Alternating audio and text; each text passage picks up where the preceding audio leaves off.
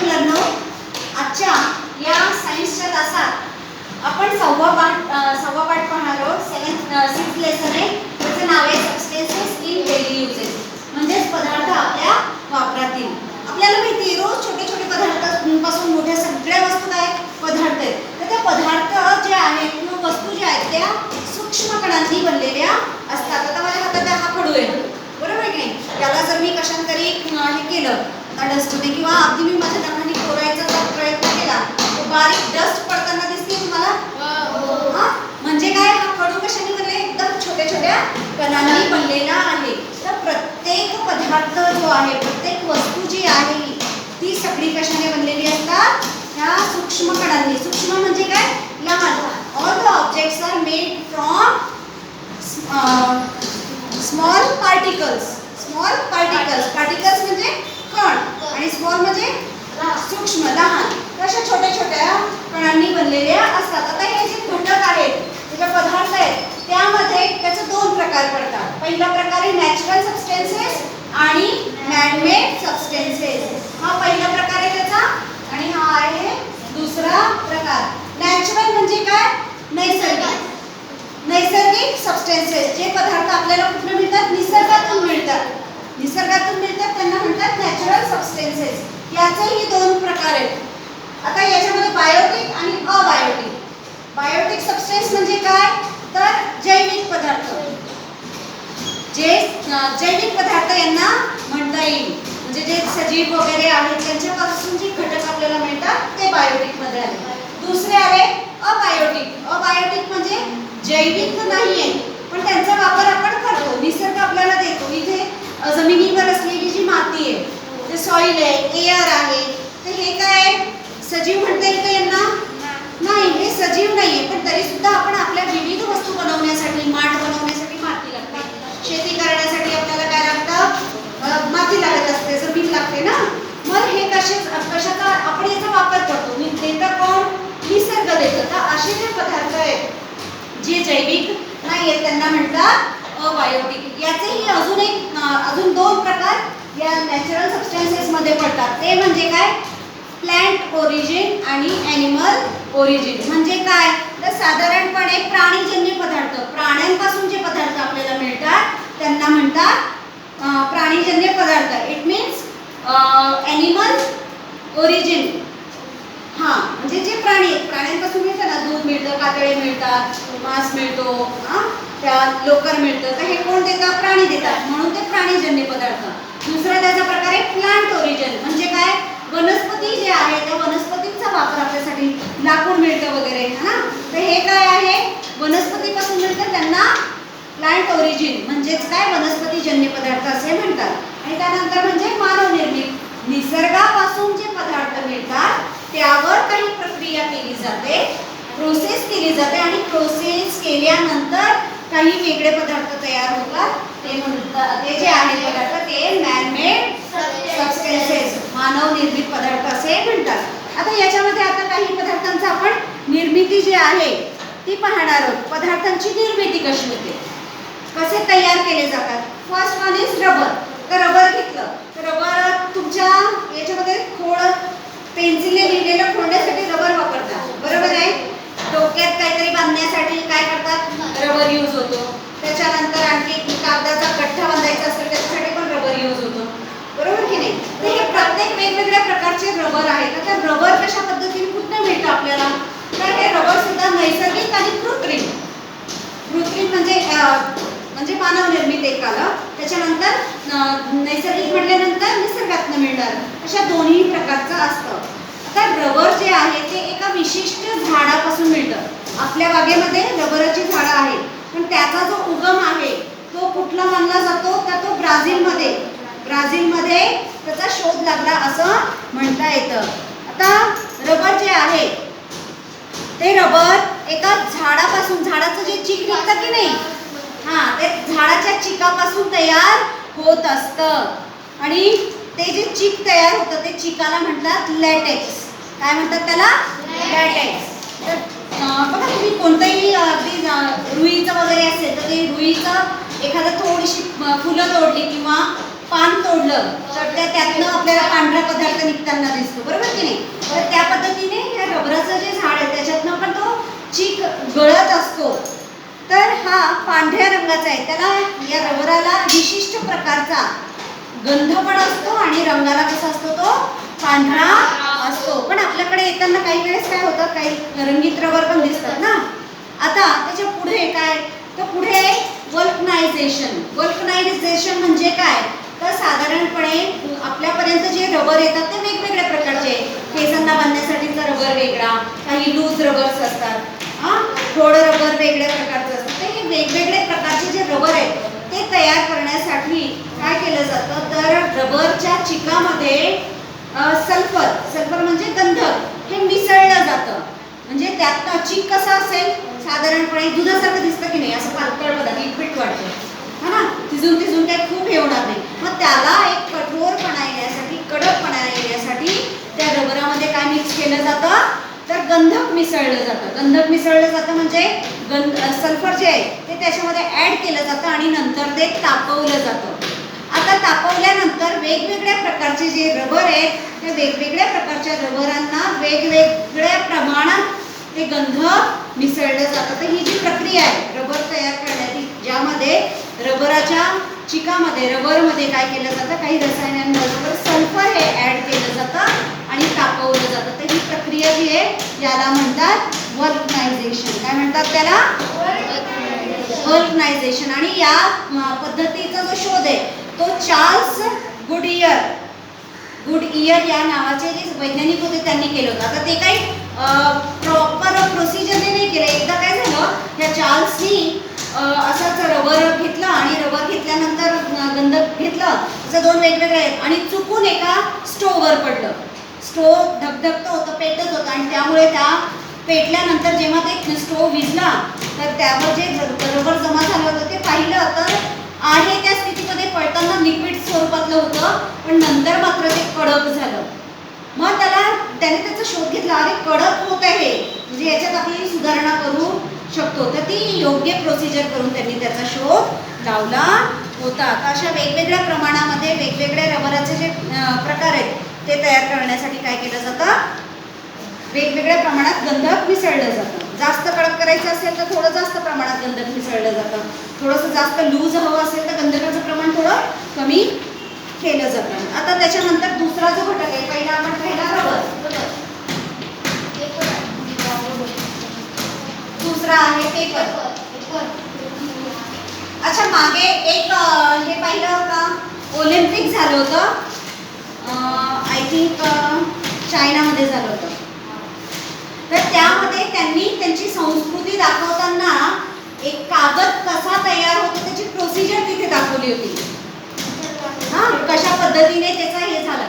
तर याचं उगम जे आहे, जे कागदाची जी निर्मिती केली जाते, असं म्हटलं जातं की त्याची सुरुवात कुठनं केली आहे, तर ते चायनापासून त्याची सुरुवात झाली आहे. म्हणजे तो शोध जो आहे कागदाचा तो कोणी लावलाय, चायनाने लावलाय असं आपल्याला म्हणता येईल. Paper is the substances of material formed due to the inert meaning of the cellulose fiber in grass. आता हे जे गवत, त्यानंतर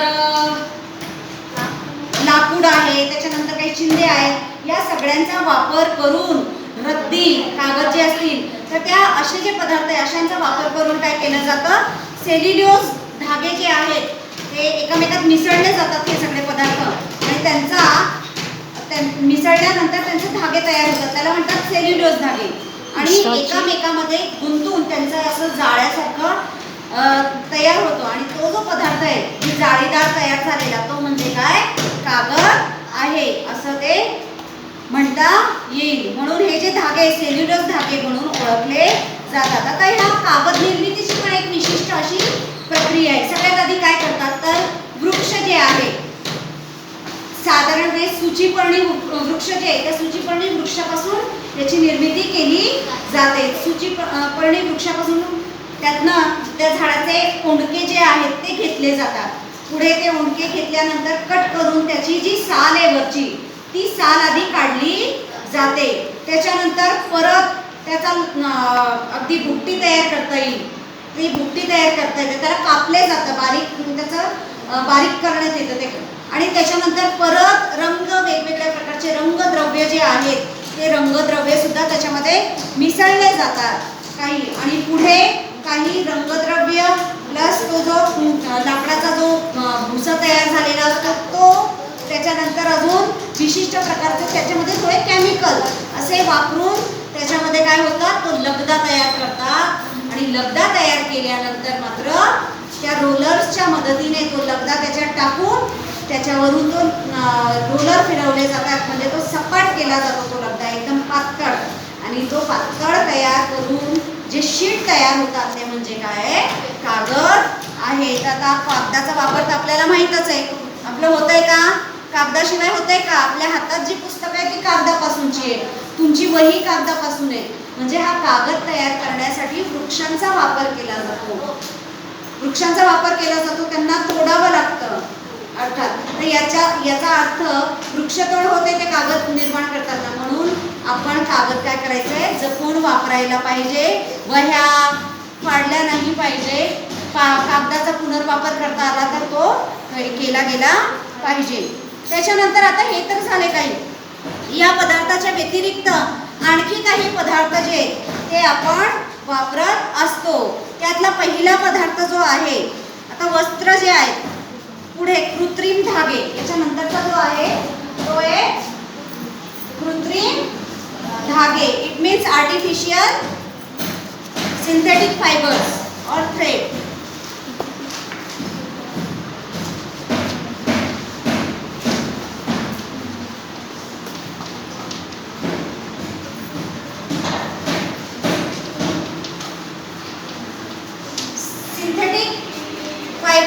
सिंथेटिक फायबर्स म्हटल्यानंतर किंवा थ्रेड, दोरे, जे धागे म्हणता येईल आपल्याला, कृत्रिम पद्धतीने तयार करण्यात आलेले धागे. आता काही जे धागे आहेत, काही कपडे जे आहेत, आता एक मिनिट तुझी ओढणी बघू बघ. हा जो एक हा कापड आपण जो बघतोय हा साधारणपणे कशाने तयार केला असेल, कॉटनने. हाताला लक्षात येते.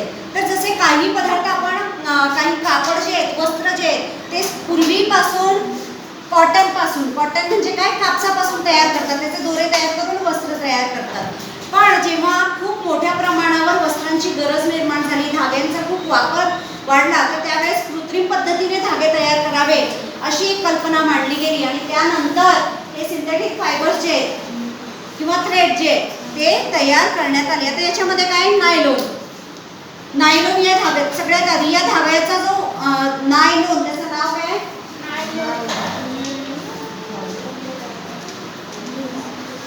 हे या नायलॉनचा जो शोध आहे तो अमेरिकेमध्ये आणि इंग्लंडमध्ये एका वेळी झालं. म्हणजे न्यूयॉर्क, अमेरिकेतलं न्यूयॉर्क हे जे शहर आहे या शहरामध्ये आणि लंडन या शहरामध्ये एका वेळी त्याचा शोध लागला. आणि म्हणून त्याचा न्यूयॉर्कचं हे सिम्बॉल, याची जे आहेत हे आद्याक्षर घेतलं आणि लंडनमधला लोन हा शब्द घेऊन नायलॉन हा शब्द तयार झाला.